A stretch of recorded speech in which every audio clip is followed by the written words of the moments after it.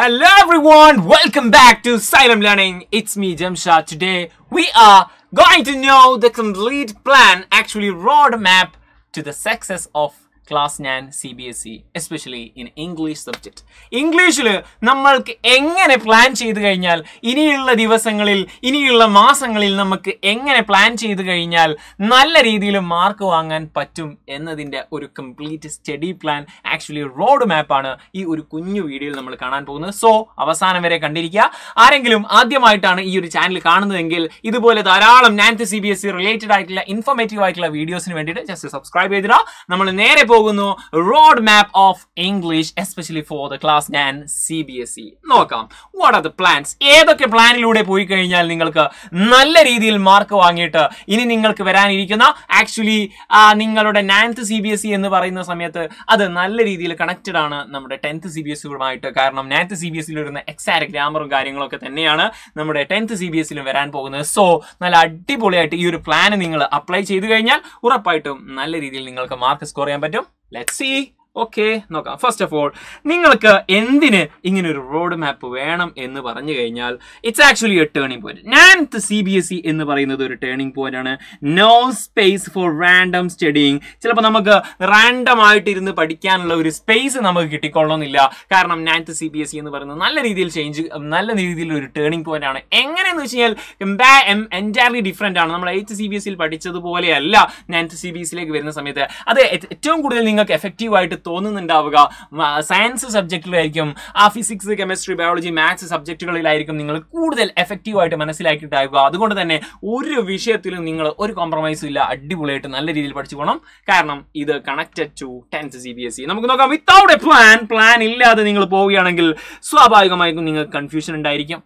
നമ്മൾ സ്കൂളിലൊക്കെ മിക്കവാറും, സ്കൂളിനെ കുറ്റം പറയല്ല, സ്കൂളിലൊക്കെ മിക്കവാറും ചാപ്റ്റേഴ്സ് മാക്സിമം കംപ്ലീറ്റ് ചെയ്യുന്ന ആ ഒരു രീതിയിലായിരിക്കും. അത് മാത്രം പോരാ, നമുക്ക് നല്ല രീതിയിൽ ഗ്രാമർ സെറ്റ് ആക്കണം.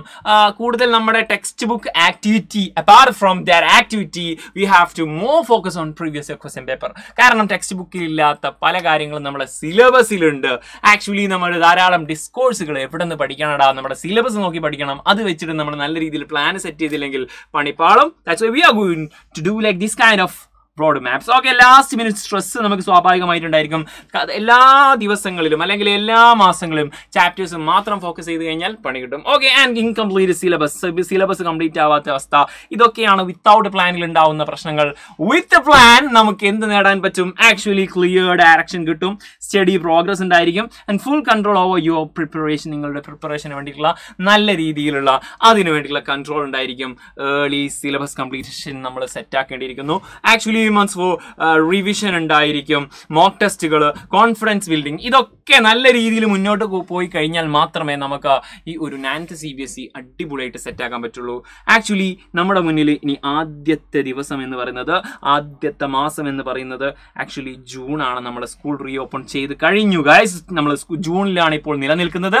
ഈ ജൂണിൽ നമ്മൾ 3ാമത്തെ യൂണിറ്റ് എത്തേണ്ടിയിരിക്കുന്നു. മീൻസ് ആക്ച്വലി 3ാമത്തെ യൂണിറ്റ് കംപ്ലീറ്റ് ചെയ്യണം. ഈ ജൂൺ കംപ്ലീറ്റ് ആവുന്നതിന് മുമ്പ് തന്നെ നമ്മുടെ ഈ ഒരു 3ാമത്തെ യൂണിറ്റ് നമുക്ക് അടിപൊളിയായിട്ട് കംപ്ലീറ്റ് ചെയ്ത് തീർത്തിരിക്കണം. Okay, 3ാമത്തെ unit. അപ്പോൾ നമുക്ക് മനസ്സിലാക്കേണ്ടത് കഴിഞ്ഞ മാസങ്ങളിലും അതിൻ്റെ മുന്നേ മാസങ്ങളിലൊക്കെ നമ്മൾ ആദ്യത്തെയും 2ാമത്തെയും യൂണിറ്റ് തീർന്നിട്ടുണ്ടായിരിക്കും. അല്ലെങ്കിൽ നമ്മൾ എന്താക്കണം, ഈ ഒരു മാസത്തിൽ നമ്മൾ ജൂണിൽ ഇൻ കേസ് നിങ്ങളിത് പ്രിപ്പയർ ചെയ്യാൻ തുടങ്ങിയിട്ടില്ലാത്ത ആൾക്കാരാണെങ്കിൽ യൂണിറ്റ് 1ഉം ആക്ച്വലി യൂണിറ്റ് 2ഉം ഓക്കെ നമ്മൾ എന്താക്കണം, ഈ ഒരു ജൂണിൽ തന്നെ മാക്സിമം സെറ്റ് ആക്കേണ്ടിയിരിക്കുന്നു. ഓക്കെ, റെഡി ആണല്ലോ. ഇനി നമ്മൾ നേരെ പോകുന്നത് ജൂലൈയിലേക്കാണ്. ജൂലൈ എന്ന് പറയുന്ന സമയത്ത് റെഗുലർ ഫ്ലോ ആണ്. അവിടെ വലിയ പ്രശ്നങ്ങളും പ്രയാസങ്ങളൊന്നുമില്ല. നമ്മൾ ആ സ്കൂളിൻ്റെ ആ ഒരു റുട്ടീനും കാര്യം നെക്സ്റ്റ് മന്ത് ആണ്. ആ റുട്ടീനിലേക്ക് നമ്മൾ അങ്ങോട്ട് ഇറങ്ങി ചെല്ലുകയാണ്. ആ സമയത്ത് നമുക്ക് 2 യൂണിറ്റ് കംപ്ലീറ്റ് ചെയ്യാനുള്ള ഒരു സമയം കിട്ടും. ഇവിടെയും നമ്മൾ ചെയ്യേണ്ടത് റിവൈസ്. നമ്മൾ 1ാമത്തെയും 2ാമത്തെയും 3ലെയും 4ലെയും 5ലെയും ചാപ്റ്റേഴ്സ് മാത്രമാണോ? അല്ല, ഈ ഒരു സമയത്ത് നമുക്ക് ഗ്രാമറും എന്താക്കാം, ഗ്രാമറും കൂടി നമുക്ക് എന്താക്കാം, ഇതിൽ നിന്ന് എക്സ്പെക്റ്റബിൾ ആയിട്ടുള്ള ഗ്രാമറും കൂടി പ്രീവിയസ് ഇയർ ക്വസ്റ്റ്യൻ പേപ്പർ വെച്ചിട്ട്, ഏത് വെച്ചിട്ട്, PYQ വെച്ചിട്ട് നമുക്ക് എന്താക്കണം, ട്രൈ ഔട്ട് ചെയ്യണം. PYQ വെച്ചിട്ട് നമ്മൾ ഗ്രാമർ ക്വസ്റ്റ്യൻസ് ഒക്കെ നമ്മൾ പ്രാക്ടീസ് ചെയ്യുന്ന സമയത്ത് നമുക്ക് ഈസി ആയിട്ട് ക്രാക്ക് ചെയ്യാൻ പറ്റും. കാരണം എക്സാക്ട്ലി ഓൾമോസ്റ്റ് സെയിം ആണ് നമ്മുടെ 9th CBSEന്റെയും 10th CBSEന്റെയും നിങ്ങൾ അടുത്ത കൊല്ലം എഴുതാൻ പോകുന്ന ബോർഡ് എക്സാം ആയിട്ടുള്ള 10th CBSEന്റെയും ആ ഒരു ഗ്രാമർ എന്ന് പറയുന്നത് ഓൾമോസ്റ്റ് സെയിം ആണ്. ഇവിടെ നിങ്ങൾ ഈ ഒരു ഗ്രാമറും PYQും ഈ ഒരു മാസത്തിൽ, ഏത് മാസത്തിലാണ്, നമ്മുടെ ജൂലൈ മാസത്തിൽ നിങ്ങൾ ചെയ്യുകയാണെങ്കിൽ ഉറപ്പായിട്ടും നിങ്ങളുടെ ആ ഒരു സ്ട്രെസ് അങ്ങനെ കുറഞ്ഞു വരും അവസാനത്തേക്ക്. കാരണം മറ്റു സബ്ജക്റ്റുകൾ നമുക്ക് പഠിക്കാനുണ്ട് അവസാന മാസത്തേക്കാവുന്ന സമയത്ത്, അവിടെ ഒരു സ്ട്രെസ് വരാനുണ്ട്. സോ ഈ മാസം, നമ്മുടെ നെക്സ്റ്റ് മാസം ജൂലൈയിൽ ഈ ഒരു ഗ്രാമറും പ്രീവിയസ് ഇയർ ക്വസ്റ്റ്യൻ സെറ്റ് ആക്കുക. ഓഗസ്റ്റിൽ നമുക്ക് ഓണം എക്സാമിന്റെ മാസമാണ്. ആ സമയത്ത് നമുക്ക് കൂടുതൽ എക്സാം പ്രിപ്പറേഷന് വേണ്ടിയിട്ട് കൂടുതൽ ഫോക്കസ് കൊടുക്കേണ്ടിയിരിക്കുന്നു. അപ്പോൾ നമ്മൾ ഒരു യൂണിറ്റ് മാത്രമേ അവിടെ കംപ്ലീറ്റ് ചെയ്യുന്നുള്ളൂ, ആക്ച്വലി റിവൈസ് ചെയ്യുന്നുള്ളൂ, അല്ലെങ്കിൽ ഒന്നുകൂടി സ്ട്രെസ് ചെയ്ത് അല്ലെങ്കിൽ കുറച്ചുകൂടി ഫോക്കസ്ഡ് ആയിട്ട് നോക്കുന്നുള്ളൂ. ആ ഒരൊറ്റ യൂണിറ്റിലേക്ക് നോക്കുക. ആ സമയത്ത് നിങ്ങൾക്ക് കൂടുതൽ സമയം നിങ്ങൾക്ക് എവിടെ സ്പെൻഡ് ചെയ്യാനുണ്ടായിരിക്കും, ആ എക്സാം പ്രിപ്പറേഷനുമായിട്ട് ചെയ്യാനുണ്ടായിരിക്കും. ഇത് ഒരു യൂണിറ്റ് എന്ന് പറയുന്ന സമയത്ത് നമുക്ക് ആക്ച്വലി നമ്മുടെ 2 ബുക്ക് ഉണ്ടല്ലോ, ആ 2 ബുക്കിൽ നിന്നും ഓരോ ചാപ്റ്റർ പ്ലസ് ഒരു പോം ഉണ്ടായിരിക്കും. ആ ബുക്കിന്റെ ഏതൊക്കെയാണ് ചാപ്റ്റേഴ്സ് എന്നുള്ളതും കൂടി ലാസ്റ്റ് നമുക്ക് എന്താക്കാം, ഇതിന്റെ അവസാനം നമുക്ക് കൊടുക്കാൻ പറ്റും. ഒരു യൂണിറ്റിൽ 3 ചാപ്റ്റേഴ്സ് ഉണ്ടായിരിക്കും. അത്ര ബുദ്ധിമുട്ടല്ലാത്ത ചാപ്റ്റേഴ്സ് ആണെങ്കിലും നന്നായി പഠിച്ചിട്ടില്ലെങ്കിൽ അതിന്റെ കോൺസെപ്റ്റ് വെച്ചിട്ടൊക്കെ നമുക്ക് നല്ലൊരു ലിറ്ററേച്ചറിനാണ് ഏറ്റവും കൂടുതൽ നമുക്ക് മാർക്ക്, 40ഓളം മാർക്കുകൾ ലിറ്ററേച്ചറിൽ നിന്നാണ് ഏറ്റവും കൂടുതൽ വെയിറ്റേജ് അല്ലെങ്കിൽ മാർക്ക് നമുക്ക് സ്കോർ ചെയ്യാൻ പറ്റുന്ന ആ ഒരു പോർഷൻ എന്ന് പറയുന്നത് ലിറ്ററേച്ചർ ആണ്. സോ ലിറ്ററേച്ചർ നല്ല രീതിയിൽ നമുക്ക് മനസ്സിലാക്കി വെക്കുക. വലിയ റിസ്ക് ഇല്ല, പക്ഷേ ഈ ഒരു പ്ലാന് നിങ്ങൾക്ക് വളരെ രീതിയിൽ എഫക്റ്റീവ് ആയിരിക്കും. ഈ പ്ലാൻ ഇല്ലാത്ത ഈ സിറ്റുവേഷൻ നമുക്ക് ഓൾറെഡി നമ്മൾ എന്തായിരിക്കും എന്നുള്ളത് നമ്മൾ ഡിസ്കസ് ചെയ്ത് കഴിഞ്ഞു. ഓണം എക്സാം ആയതുകൊണ്ട് നമ്മൾ എന്താക്കുക, ഓക്കെ ആ എക്സാമിന് മുമ്പൊക്കെ എന്താക്കുക, ഒരു മോഡൽ എക്സാം ഒക്കെ നമ്മൾ എന്താക്കാം, ചെയ്തു നോക്കാം. ഓക്കെ, ആ ഒരു മോഡൽ എക്സാം ഒക്കെ നമ്മൾ എഴുതി നോക്കാം. കഴിഞ്ഞ വർഷത്തെയും അതിൻ്റെ മുമ്പ് വർഷത്തെയും ഒക്കെയുള്ള ആ മോഡൽ എക്സാമുകൾ നമുക്ക് ആ ഒരു എക്സാം ഒക്കെ എഴുതി കഴിഞ്ഞാൽ ഒന്ന് ട്രൈ ഔട്ട് ചെയ്ത് കഴിഞ്ഞാൽ നമ്മൾ എന്താക്കാൻ പറ്റും, ഇതിലേക്ക് നമുക്ക് ഈസി ആയിട്ട് സെറ്റ് ആക്കാൻ പറ്റും. അപ്പോൾ ഓഗസ്റ്റ് മന്തിൽ ഓണം എക്സാമിൻ്റെ ഒരു മോഡൽ എക്സാം നമ്മൾ സെറ്റ് ആക്കാം. അതൊന്ന് ജസ്റ്റ് ട്രൈ ഔട്ട് ചെയ്യാം. അതുപോലെ തന്നെ യൂണിറ്റ് 6 നമുക്ക് കംപ്ലീറ്റ് ചെയ്യാം. ഓൾമോസ്റ്റ് അവിടെ വരെ ആയിരിക്കും നമ്മുടെ ആ ഒരു സിലബസ് എന്ന് പറയുന്നത്. നെക്സ്റ്റ് വൺ സെപ്റ്റംബറിലേക്ക് പോകുന്ന സമയത്ത് എക്സാമിന് ശേഷം നമുക്ക് സമയമുണ്ട്. എക്സാമിന് ശേഷം നമ്മൾ നേരെ യൂണിറ്റ് 7ലേക്ക് പോവുകയാണ്. 7ാമത്തെ യൂണിറ്റ് നമുക്ക് എക്സാമിന് ശേഷം ആ ഒരു സെപ്റ്റംബറിൽ നമുക്ക് കവർ ചെയ്യാൻ പറ്റും. ആക്ച്വലി ഇവിടെ വേണമെങ്കിൽ നമുക്ക് എന്താക്കാം, 8ാമത്തെ യൂണിറ്റും കൊടുക്കാം. പക്ഷെ ഞാൻ കൊടുക്കാത്ത എന്താണെന്ന് വെച്ച് കഴിഞ്ഞാൽ മറ്റു സബ്ജക്റ്റുകളെ കൂടി പരിഗണിച്ചിട്ടാണ്. നിങ്ങൾക്കുള്ള മറ്റ് സബ്ജക്റ്റുകൾ കൂടുതൽ മുന്നോട്ട് കൊണ്ടുപോകാൻ പറ്റുന്ന ഒരു സെഗ്മെന്റ് ആണ്. ആക്ച്വലി എക്സാമിന് ശേഷം ഒരു ഫ്രീ ടൈം ഉണ്ടാവുമല്ലോ, ആ സമയത്ത് നിങ്ങൾക്ക് കൂടുതൽ you guys can focus on the science സബ്ജക്റ്റുകളിൽ നിങ്ങൾക്ക് അതുപോലെ തന്നെ മാത്സിലൊക്കെ നിങ്ങൾക്ക് എന്താക്കാൻ പറ്റും, കുറച്ചുകൂടി ഫോക്കസ് കൊടുക്കാൻ പറ്റും സെപ്റ്റംബറിൽ. പക്ഷെ നമുക്ക് ഇംഗ്ലീഷ് അവിടെ ഒരു യൂണിറ്റ് മതിയാകും. ഓക്കെയാണ്. ഇനി നമ്മുടെ ഈ ഒരു മൊമെന്റം കണ്ടിന്യൂ ചെയ്തുകൊണ്ട് നമ്മൾ ഒക്ടോബറിലും ഈ ഒരു യൂണിറ്റ് 8 നമ്മൾ കംപ്ലീറ്റ് ചെയ്യാണ്. ഈ ഒരു പ്ലാൻ ആണ്. ഓക്കെ, ഇനി ലാസ്റ്റ് ഒരു യൂണിറ്റ് കൂടിയേ ഉള്ളൂ. അത് നമ്മൾ ലാസ്റ്റ് നവംബറിലേക്ക് വെച്ചിട്ടുണ്ട്.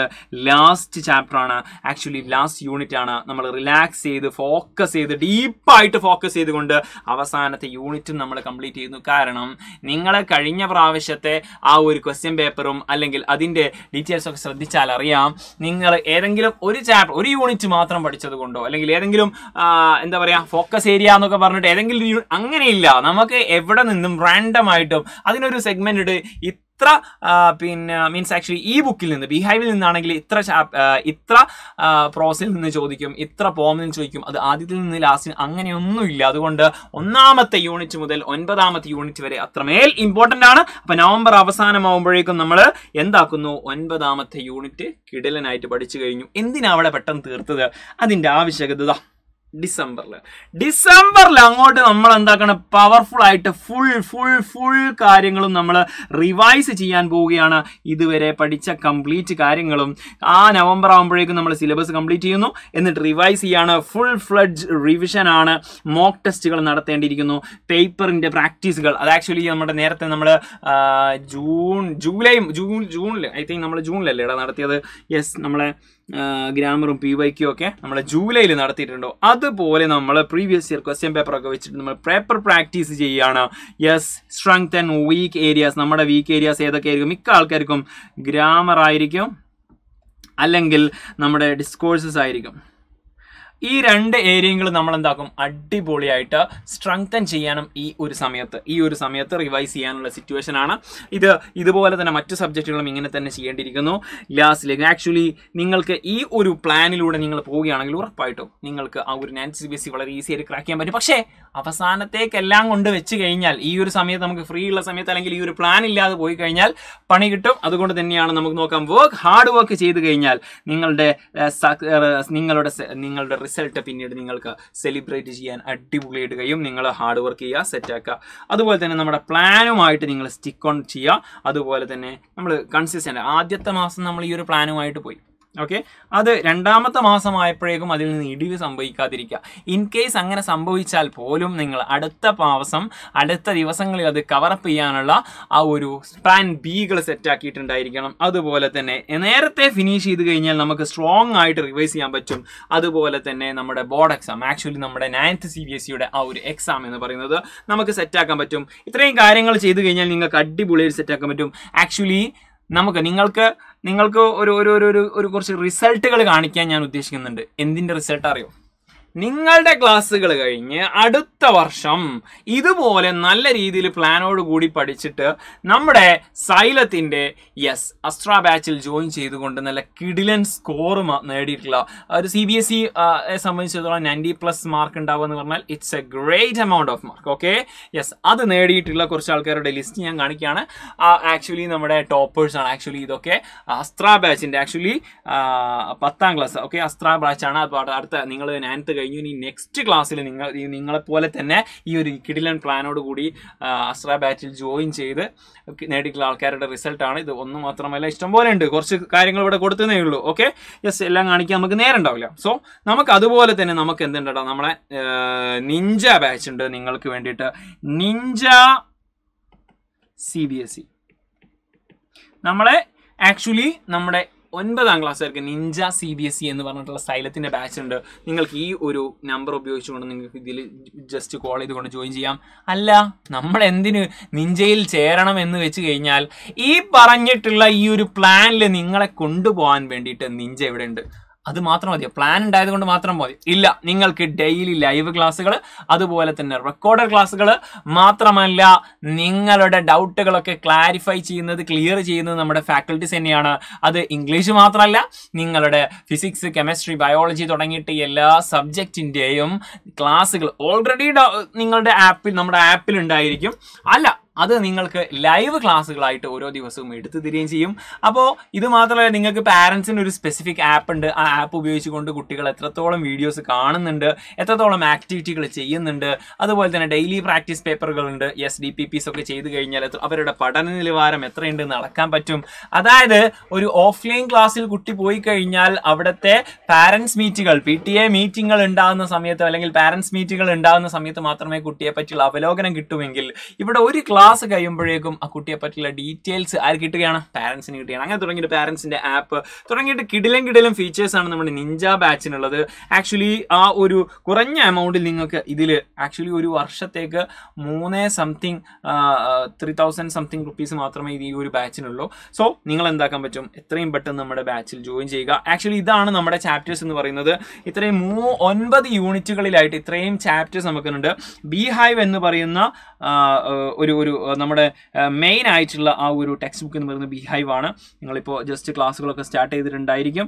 ബീഹൈവിൽ നിങ്ങൾക്ക് ഇത്രയും ചാപ്റ്റേഴ്സ് ഉണ്ട്. ഓക്കെ, ഇത്രയും പ്രോസുകളും 9 പ്രോസുകളും അതുപോലെ തന്നെ 8 പോയംസും ആണ് നിങ്ങൾക്കുള്ളത്.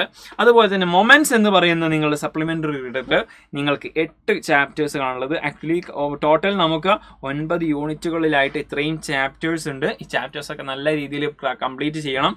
മാത്രമല്ല ഇതിൻ്റെ കൂടെ ഗ്രാമർ സെഷൻസ് ഉണ്ട്. അതുപോലെ തന്നെ നമ്മുടെ ഡിസ്കോഴ്സുകളുണ്ട്. ഇതൊക്കെ നല്ല രീതിയിൽ പ്രാക്ടീസ് ചെയ്തില്ലെങ്കിൽ ലാസ്റ്റ് അവസാന നിമിഷം പ്രാക്ടീസ് എന്ന് പറയുന്ന സമയത്ത് അത് വലിയൊരു ബുദ്ധിമുട്ടായിരിക്കും. സോ ഇത് നിങ്ങൾക്ക് യൂസ്ഫുൾ ആണെന്ന് കരുതുന്നു. ഇത് നിങ്ങൾ ഈ ഒരു പ്ലാനിൽ നിങ്ങൾ സ്റ്റിക്ക് ഓൺ ചെയ്യാൻ ഉദ്ദേശിക്കുന്നുണ്ടെങ്കിൽ just call to this number. ഈ നമ്പറിലേക്ക് ജസ്റ്റ് കോൾ ചെയ്യുക. അല്ലെങ്കിൽ അതിൻ്റെ ഡീറ്റെയിൽസ് നമുക്ക് എന്താക്കാം, ഇതിൽ സ്ക്രോളിൽ പോകുന്നുണ്ട്. നിങ്ങൾക്ക് പിന്നെ ഈ ഒരു നമ്പറിൽ വിളിച്ചാൽ മതി. അതിൻ്റെ പ്രൈസും കാര്യങ്ങളൊക്കെ ഇവിടെ സ്ക്രോളിൽ പോകുന്നുണ്ട്. നിങ്ങൾ കണ്ടാൽ മനസ്സിലാക്കും. ഓക്കെ, ജസ്റ്റ് നിങ്ങൾ എന്താക്കുക, അതിലേക്ക് വിളിച്ചിട്ട് എത്രയും പെട്ടെന്ന് അഡ്മിഷൻ ഒക്കെ. ക്ലാസ്സുകളൊക്കെ ഓൾറെഡി സ്റ്റാർട്ട് ചെയ്ത് കഴിഞ്ഞു. നിങ്ങൾക്ക് ആ ഒരു പ്ലാൻ ഇല്ലെങ്കിൽ ഉണ്ടാവുന്ന വിഷമം, ആ ഒരു പ്രയാസം നമ്മളെക്കാൾ നിങ്ങൾക്ക് അറിയാവുന്നതാണ്. ആ ഒരു നല്ല പ്ലാനോട് കൂടി നിങ്ങൾ മുന്നോട്ട് പോകട്ടെ, സെറ്റ് ആവട്ടെ, അടിപൊളിയാവട്ടെ. ഇനി വരുന്ന 9th CBSE എക്സാമിൽ നല്ല രീതിയിൽ മാർക്ക് വാങ്ങുക. മാത്രമല്ല 10th CBSEക്ക് 9th CBSEയിൽ നിന്ന് തന്നെ നമ്മൾ തയ്യാറെടുക്കുകയാണ്. നമ്മൾ പവർഫുൾ ആയിരിക്കും. നമ്മൾ ഇതുപോലത്തെ ധാരാളം വീഡിയോസ് നമ്മൾ ഈ ഒരു ചാനലിൽ ഇടുന്നതായിരിക്കും. സോ സബ്സ്ക്രൈബ് ചെയ്യാത്ത ആൾക്കാർ സബ്സ്ക്രൈബ് ചെയ്യുക. നിങ്ങളുടെ 9th CBSEയിൽ പഠിക്കുന്ന ധാരാളം ഫ്രണ്ട്സ് ഉണ്ടല്ലോ, 9th പഠിക്കുന്ന നിങ്ങളുടെ കുറേ ഫ്രണ്ട്സ് ഉണ്ട്. ഫ്രണ്ട്സിൻ്റെ ഗ്രൂപ്പിലേക്കോ അല്ലെങ്കിൽ ക്ലാസ് ഗ്രൂപ്പിലേക്കോ ഈ ഒരു വീഡിയോ ജസ്റ്റ് ഷെയർ ചെയ്ത് കൊടുക്കുക. ലൈക്ക് ചെയ്യാൻ മറന്ന ആൾക്കാരൊക്കെ ലൈക്ക് ചെയ്യുക. അപ്പോൾ നമ്മൾ വൈൻഡപ്പ് ചെയ്യാണ്. Thank you. നമുക്ക് ഇതുപോലെ ധാരാളം വീഡിയോസുമായിട്ട് വീണ്ടും കാണാം. It's me Jamshad. You can always call me JD. Thank you. Bye-bye.